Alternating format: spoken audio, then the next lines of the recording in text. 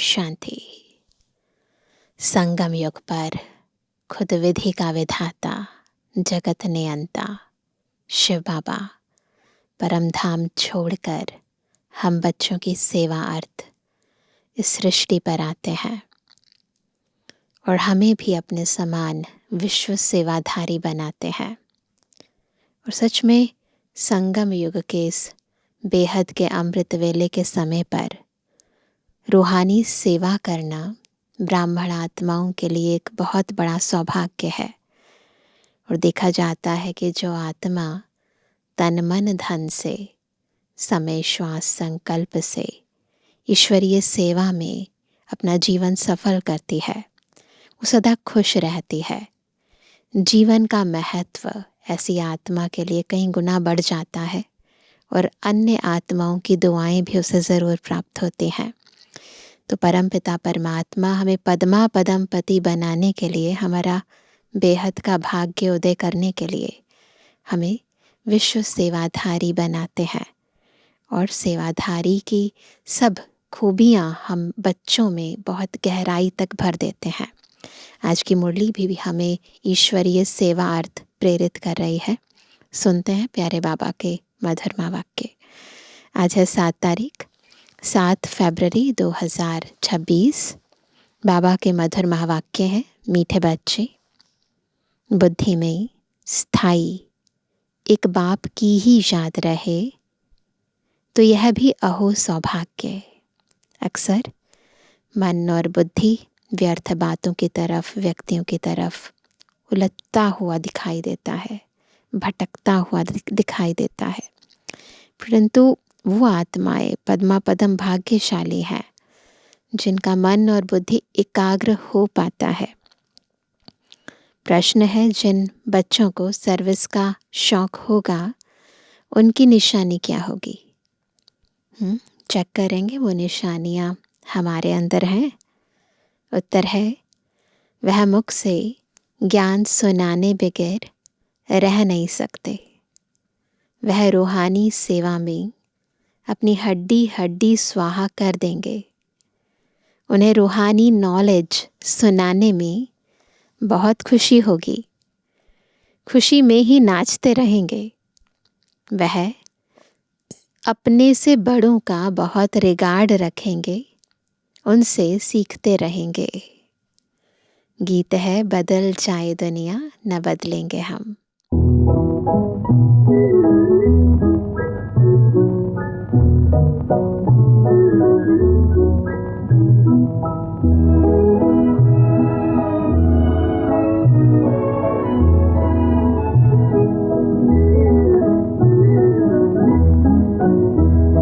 बदल जाए दुनिया न बदलेंगे हम, तुम्हारी कसम। बदल जाए दुनिया न बदलेंगे हम, तुम्हारी कसम। तुम्हारे हैं जब तक के दम में है दम, तुम्हारी कसम।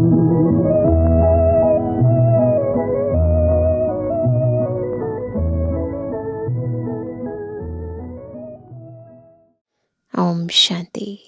बच्चों ने गीत की 2 लाइन सुनी। यह वायदे का गीत है।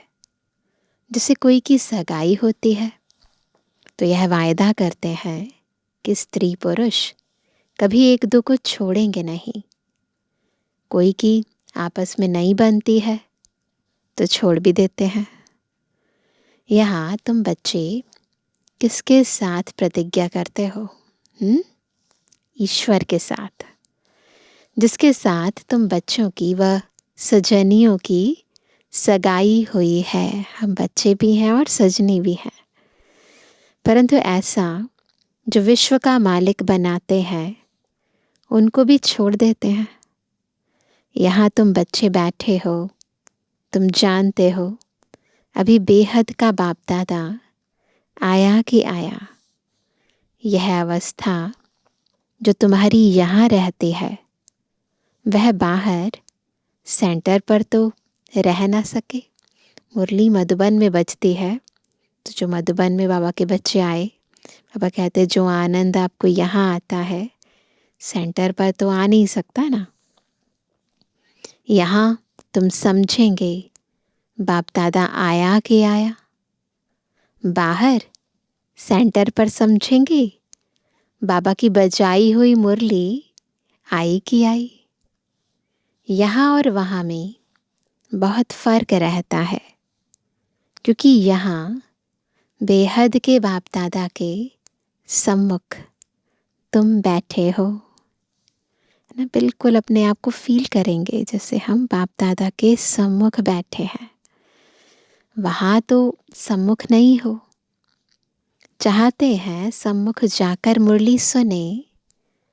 यहाँ बच्चों की बुद्धि में आया बाबा आया कि आया।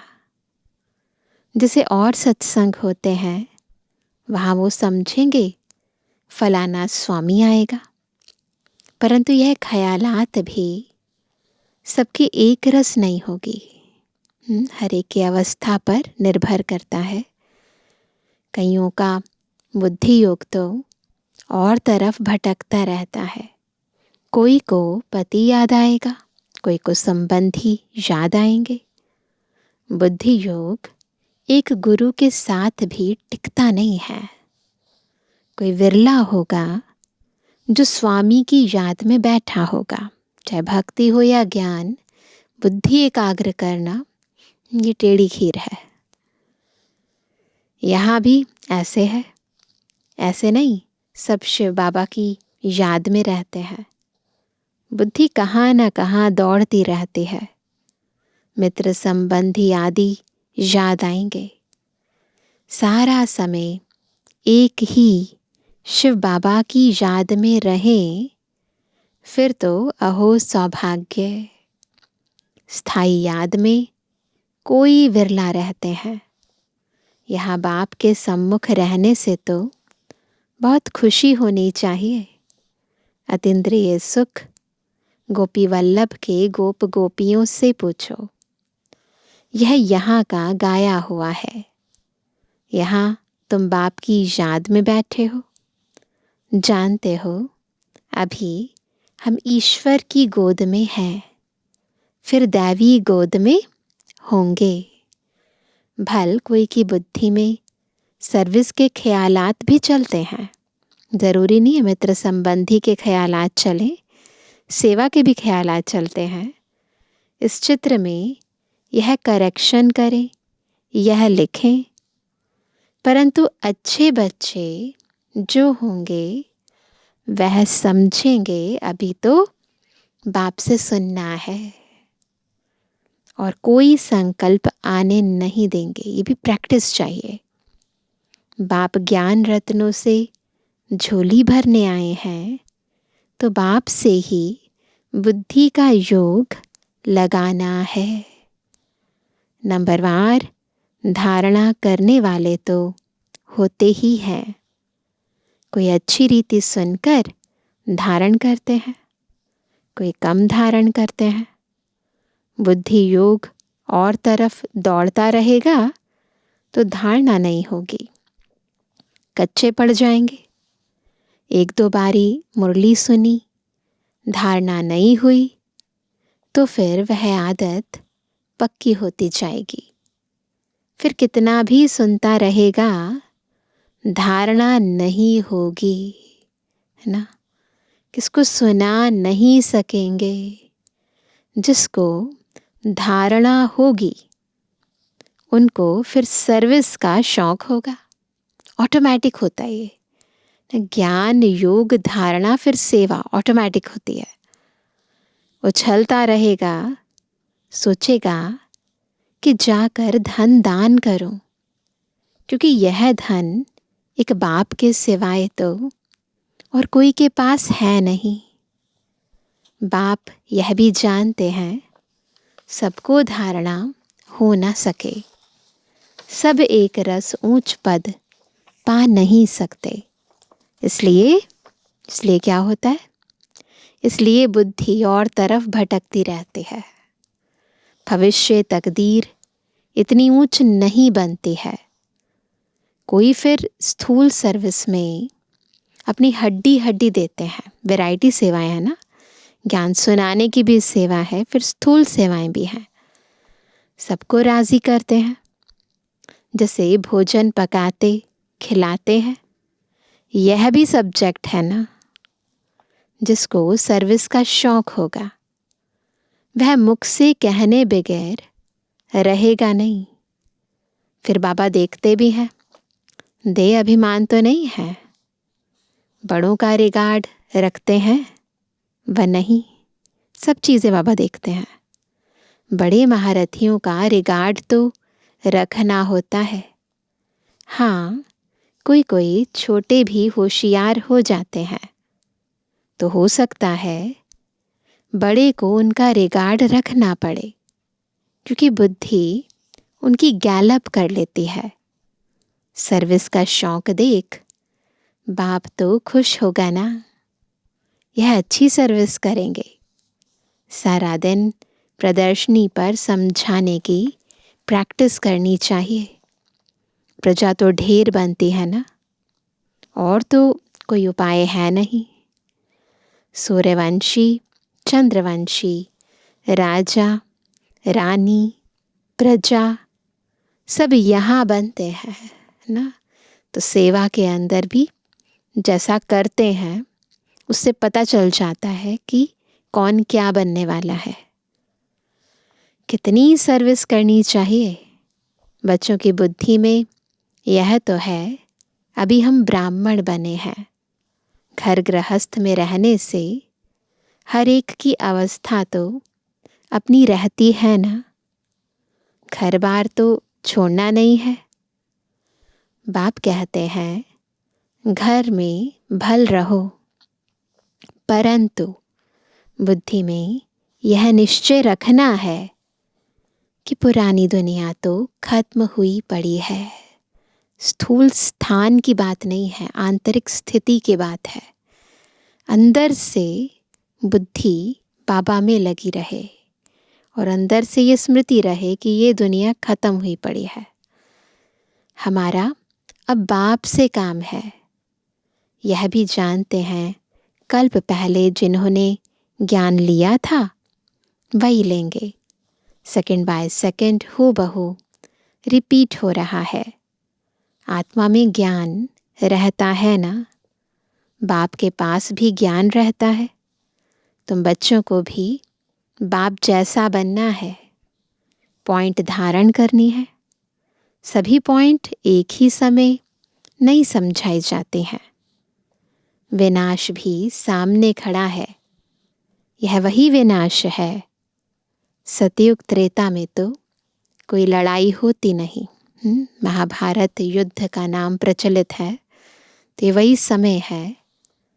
वह तो बाद में जब बहुत धर्म होते हैं, लश्कर आदि आते हैं, तब लड़ाई शुरू होती है। सतयुग त्रेता में कोई लड़ाई नहीं होती है ना। सबके पास सब कुछ होता है, सभी देवताएं होते हैं, अहिंसा परम धर्म होता है। बाद में भी द्वापर में भी ऐसा नहीं शुरू होते ही लड़ाई हो जाती है।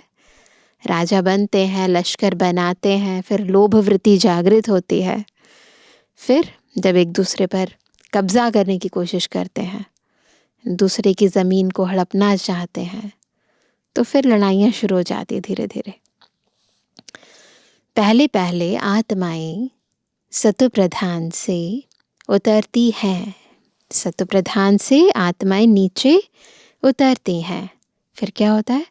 फिर सतो रजो तमो की स्टेज होती है। तो यह भी सब बुद्धि में रखना है। कैसे राजधानी स्थापन हो रही है, यहाँ बैठे हो तो बुद्धि में रखना है। क्या रखना है? कि शिव बाबा आकर हमको खजाना देते हैं, जिसको बुद्धि में धारण करना है। अच्छे अच्छे बच्चे नोट्स लिखते हैं। लिखना अच्छा है तो बुद्धि में टॉपिक्स आएगी। आज इस टॉपिक पर समझाएंगे। बाप कहते हैं हमने तुमको कितना खजाना दिया था। सतयुग त्रेता में तुम्हारे पास अथाह धन था, फिर वाम मार्ग में जाने से वह कम होता गया, खुशी भी कम होती गई। कुछ ना कुछ विकर्म होने लगते हैं। उतरते उतरते कलाएं कम होती जाती हैं। सतो प्रधान, सतो रजो तमो की स्टेजेस होती है। बुद्धि में चक्र फिरता रहना चाहिए। सतो से रजो में आते हैं तो ऐसे नहीं फट से आ जाते हैं। फट से नहीं आ जाते, धीरे धीरे उतरेंगे। तमो प्रधान में भी धीरे धीरे सीढ़ी उतरते जाते हो। कला कम होती जाती है, दिन प्रतिदिन कम होती जाती है। अभी जंप लगाना है। सतयुग से लेकर कलयुग अंत आ गया, कलाएं कम होती गई और अब हमें बिल्कुल 0 से 100% में जाना है, तो जंप लगानी है। तमो प्रधान से सतो प्रधान बनना है। इसके लिए टाइम भी चाहिए। गाया हुआ है, चढ़े तो चाखे बैकुंठ रस, गिरे तो चकनाचूर। काम की चमाट लगती है तो एकदम चकनाचूर हो जाते हैं। हड्डी हड्डी टूट जाती है। ये फिजिकल हड्डियों की बात नहीं है। आत्मा जो है वो अंदर से टूट जाती है, कमज़ोर हो जाती है, फिर उठ नहीं पाती है। कोई मनुष्य अपना जीवघात करते हैं, आत्मघात नहीं, जीवघात कहा जाता है।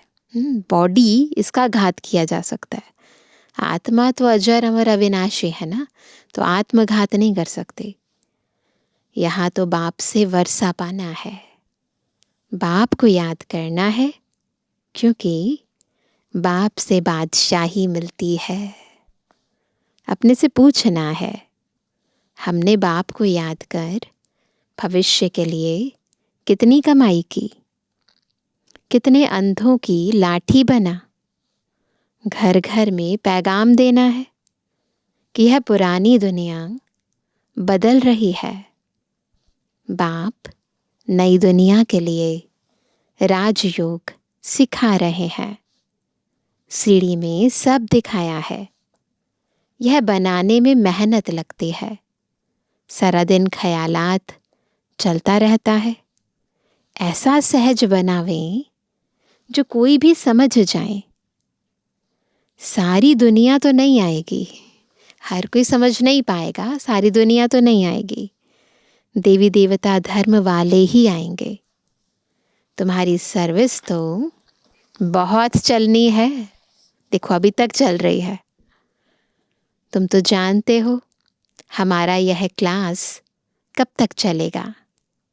वह तो लाखों वर्ष कल्प की आयु समझते हैं, तो शास्त्र आदि सुनाते ही रहते हैं। समझते हैं जब अंत होगा तब सबका सदगति दाता आएगा, और जो हमारे चेले होंगे उनकी गति हो जाएगी। फिर हम भी जाकर ज्योति में समाएंगे, ऐसा सोचते हैं वो लोग। परंतु ऐसे तो है नहीं। तुम अभी जानते हो हम अमर बाप द्वारा सच्ची सच्ची अमर कथा सुन रहे हैं। सुन रहे हैं सभी? सब कौन है? पार्वतियाँ। अमरनाथ बाबा हमें ये अमर कथा सुना रहे हैं। तो अमर बाप जो कहते हैं वह मानना भी है।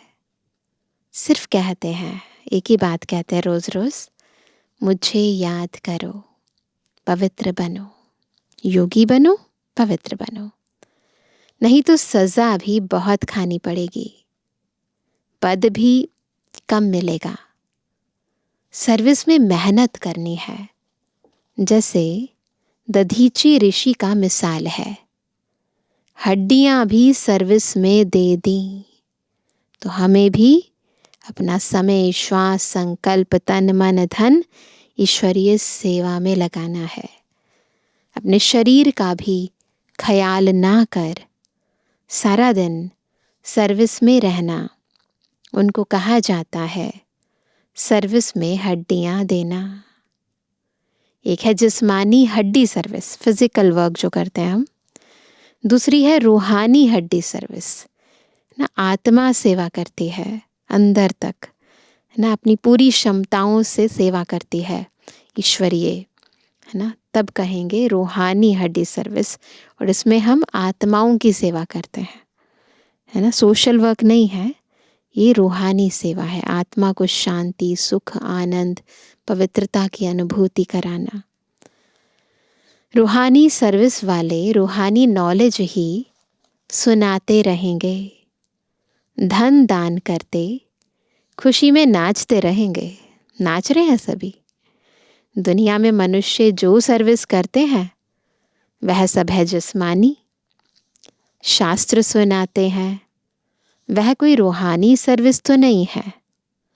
रूहानी सर्विस तो सिर्फ बाप ही आकर सिखलाते हैं। स्पिरिचुअल बाप ही आकर स्पिरिचुअल बच्चों यानी आत्माओं को पढ़ाते हैं। रूह का ज्ञान ही बाबा ने हमें दिया ना। यद्यपि श्रीमद् भगवद गीता में था, परंतु रूह समझना, वो अनुभव करना, वो जब तक बाबा ना आए तब तक आत्मा को हो नहीं पाता है। और आत्मा का यथार्थ ज्ञान वो भी केवल बाबा आकर देते हैं। इसलिए रूहानी सेवा करना संगम युग पर ये बाबा ही सिखलाते हैं और बाबा के बच्चे ही कर सकते हैं। तुम बच्चे अब तैयारी कर रहे हो सतयुगी नई दुनिया में जाने के लिए। वहाँ तुमसे कोई विकर्म नहीं होगा, वह है ही राम राज्य। वहाँ होते ही थोड़े हैं, तो ज़्यादा लोग नहीं होते, वहाँ बहुत थोड़े होते हैं। वहाँ होते ही हैं थोड़े। अभी तो रावण राज्य में सब दुखी है ना। यह सारी नॉलेज भी तुम्हारी बुद्धि में है, नंबरवार पुरुषार्थ अनुसार। इस सीढ़ी के चित्र में ही सारी नॉलेज आ जाती है। बाप कहते हैं यह अंतिम जन्म पवित्र बनो तो पवित्र दुनिया के मालिक बनोगे। तुम्हें समझाना ऐसा है, कैसे समझाना, जो मनुष्यों को पता पड़े कि हम सतु प्रधान से तमु प्रधान बने हैं। फिर याद की यात्रा से ही सतु प्रधान बनेंगे। देखेंगे तो बुद्धि चलेगी। यह नॉलेज कोई के पास नहीं है। कहेंगे इस यानी सीढ़ी में और धर्मों का समाचार कहाँ है ना। सीढ़ी के चित्र में बाकी और कोई धर्म नहीं है ना। गोले के चित्र में है ना, कल्प वृक्ष के चित्र में है, परंतु सीढ़ी के चित्र में नहीं है, क्योंकि वो भारत के उत्थान और पतन की कहानी है ना। तो बाबा कहते हैं वह फिर इस गोले में लिखा हुआ है।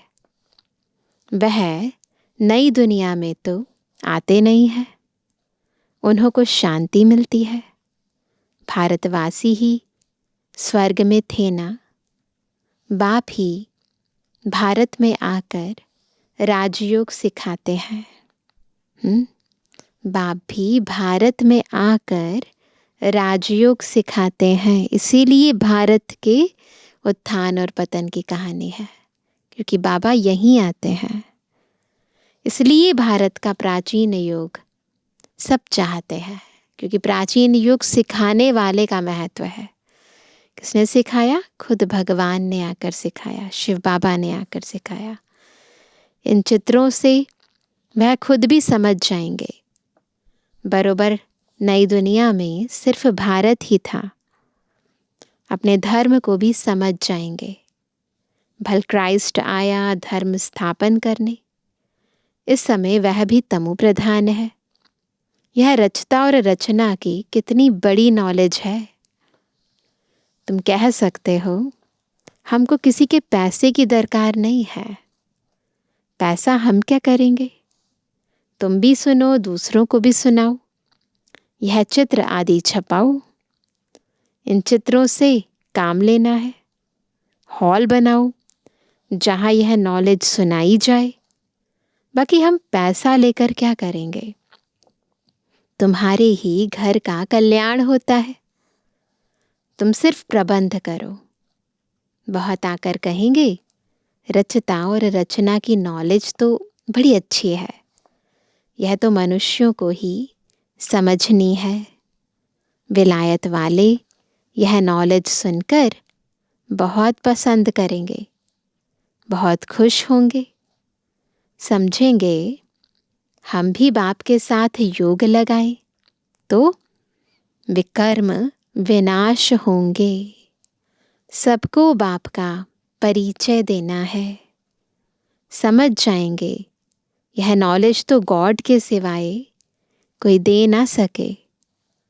कहते हैं खुदा ने बहिश्त स्थापन किया, इंग्लिश में भी कहते हैं हेवनली गॉड फादर, परंतु वह कैसे आते हैं यह किसको पता नहीं। तुम्हारी बातें सुनकर खुश होंगे, फिर पुरुषार्थ कर योग सीखेंगे। अभी तो देखो कितने फॉरेन कंट्री से भाई बहनें आते हैं। तमो प्रधान से सतो प्रधान बनने के लिए पुरुषार्थ करेंगे। सर्विस के लिए तो बहुत ख्याल करने चाहिए। भारत में हुनर दिखाएं तब फिर बाबा बाहर में भी भेजेंगे। यह मिशन जाएगी, ये साकार बाबा ने कहा था। अभी तो टाइम पड़ा है ना। नई दुनिया बनने में कोई देरी थोड़ी लगती है। कहाँ भी अर्थक्वेक आदि होती है तो क्या होता है, तो 2-3 वर्ष में एकदम नए मकान आदि बना देते हैं। ये तो बाबा के टाइम की बात है, और अभी तो देखो टेक्नोलॉजी वैसे ही बड़ी एडवांस हो चुकी है। पहले 2-3 वर्ष की बात बाबा कर रहे थे, अभी तो दिनों की बात करते हैं ना। तो 2-3 वर्ष में एकदम नए मकान आदि बना देते हैं। कारीगर बहुत हो, सामान सारा तैयार हो, फिर बनने में देर थोड़ी लगेगी। विलायत में मकान कैसे बनते हैं? Minute motor. तो स्वर्ग में कितना जल्दी बनते होंगे। सोना चांदी आदि बहुत तुमको मिल जाता है। खानियों से तुम सोना चांदी हीरे ले आते हो। हुनर तो सब सीख रहे हैं। साइंस का कितना घमंड चल रहा है। यह साइंस फिर वहाँ काम में आएगी। वो फुल प्रूफ साइंस होगी वहाँ पर, है ना। यहाँ पर फुल प्रूफ साइंस नहीं है। वहाँ पर साइंस से कभी नुकसान नहीं होगा किसी का। यहाँ पर साइंस से एडवांटेज भी है, फ़ायदा भी है, और फिर नुकसान भी है। वहाँ नुकसान नहीं होता, तो फुल प्रूफ होती है। यह साइंस फिर वहाँ काम में आएगी। यहाँ सीखने वाले फिर दूसरा जन्म वहाँ ले यह काम में लाएंगे। उस समय तो सारी दुनिया नई हो जाती है। एक बार विज़न बनाए बुद्धि के अंदर, कितनी सुंदर नई दुनिया होगी। रावण राज्य खत्म हो जाता है। 5 तत्व भी कायदे मुजीब सर्विस में रहते हैं, हमारी सेवा में उपस्थित रहते हैं। स्वर्ग बन जाता है। वहाँ कोई ऐसा उपद्रव नहीं होता। रावण राज्य ही नहीं, सब सत्व प्रधान है। सबसे अच्छी बात है कि तुम बच्चों का बाप से बहुत लव होना चाहिए। कितना प्यार होना चाहिए। बाप खजाना देते हैं, उसको धारण कर और दूसरों को दान देना है। जितना दान देंगे उतना इकट्ठा होता जाएगा। यहाँ पर धन देंगे ना, धन खत्म नहीं होगा, मल्टीप्लाई होता जाएगा। सर्विस ही नहीं करेंगे तो धारणा कैसे होगी? सर्विस में बुद्धि चलनी चाहिए। सर्विस तो बहुत ढेर हो सकती है। दिन प्रतिदिन उन्नति को पाना है, अपनी भी उन्नति करनी है। अच्छा, अच्छा मीठे मीठे कहते जवानी बच्चों पे रूहानी बाप दादा का दिल जान सको प्रेम से नंबरवार प्रसाद अंसार याद वाली। रूहानी बच्चों की रूहानी बाप दादा को गुड मॉर्निंग, नमस्ते नमस्ते नमस्ते। धारणा के लिए मुख्य सार पहला, सदा रूहानी सर्विस में तत्पर रहना है। ज्ञान धन दान करके खुशी में नाचना है। खुद धारण कर औरों को धारणा करानी है। दूसरा, बाप जो ज्ञान का खजाना देते हैं उससे अपनी झोली भरनी है। कौन सी झोली? बुद्धि। नोट्स लेने हैं, फिर टॉपिक पर समझाना है। ज्ञान धन का दान करने के लिए उछलते रहना है। वरदान है, सत्यता की महानता द्वारा सदा खुशी के झूले में झूलने वाले अथॉरिटी स्वरूप भव। सत्यता की महानता द्वारा सदा खुशी के झूले में झूलने वाले अथॉरिटी स्वरूप भव। सत्यता की अथॉरिटी स्वरूप बच्चों का गायन है। जो बच्चे सत्यता की अथॉरिटी स्वरूप होते हैं ना, उनका क्या गायन है? सच तो बीठो नच। अगर सच्चे हैं तो नाचो। सत्य की नाव हिलेगी लेकिन डूब नहीं सकती। आपको भी कोई कितना भी हिलाने की कोशिश करे, लेकिन आप सत्यता की महानता से और ही खुशी के झूले में झूलते हो।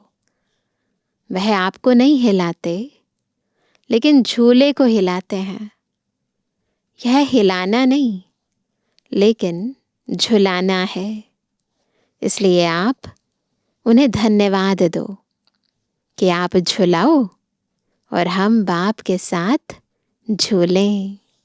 स्लोगन है, सर्वशक्तियों की लाइट सदा साथ रहे तो माया समीप नहीं आ सकती।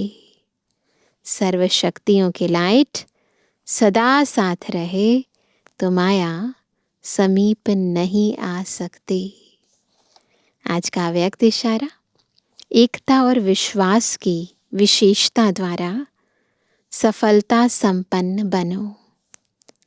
एकता, स्वच्छता, महीनता, मधुरता और मन वाणी कर्म में महानता, यह 5 बातें एक एक के हर कदम से नजर आए।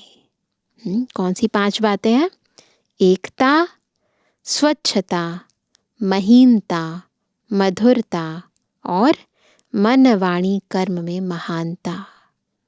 ये 5 बातें एक एक के हर कदम से नजर आए तो बाप की प्रत्यक्षता सहज हो जाएगी। अभी तक संस्कारों में जो भिन्नता दिखाई देती है उसे एकता में लाना है। एकता के लिए 1-2 की राय को रिगार्ड दो। हाँ जी करके अपना विचार अवश्य दो, फिर एकता के बंधन में बंध जाओ। यही एकता सफलता का साधन है। तो इसलिए आपस में मिलजुल कर रहना है।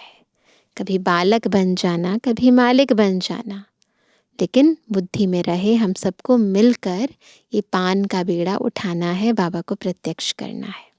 अच्छा, ओम शांति।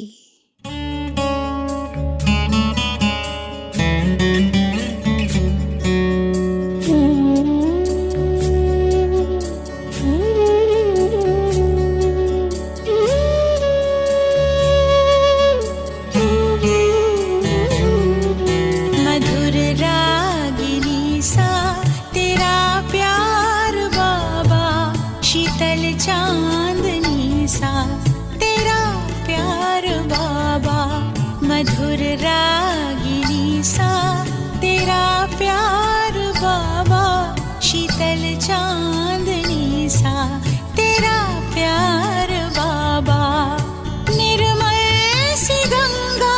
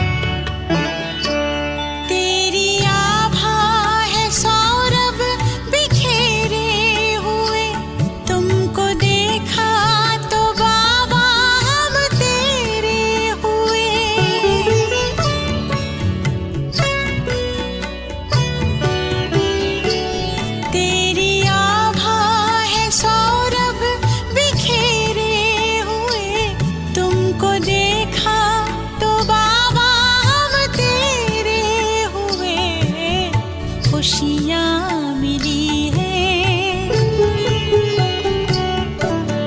खुशियाँ मिली है बेशुमार बाबा, मधुर रागिनी सा तेरा प्यार बाबा।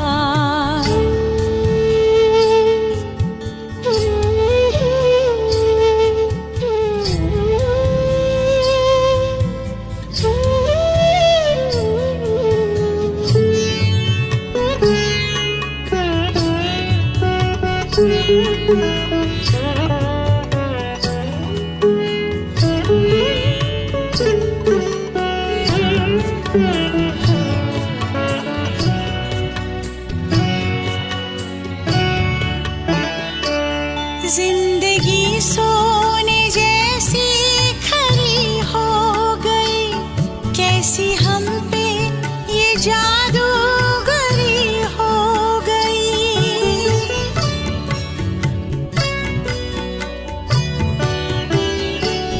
जिंदगी सोने जैसी खरी हो गई, कैसी हम पे ये जादूगरी हो गई।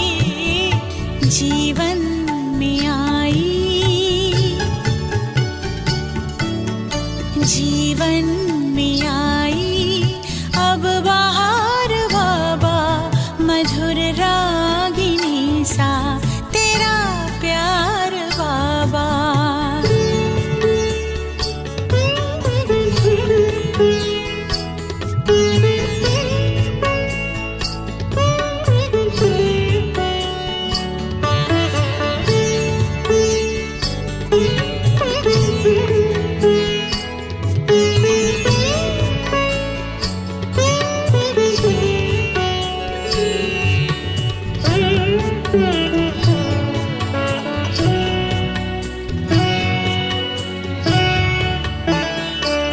ज्ञान की पाई अनमोल हमने निधि, योग की तुमसे सीखी अनोखी विधि।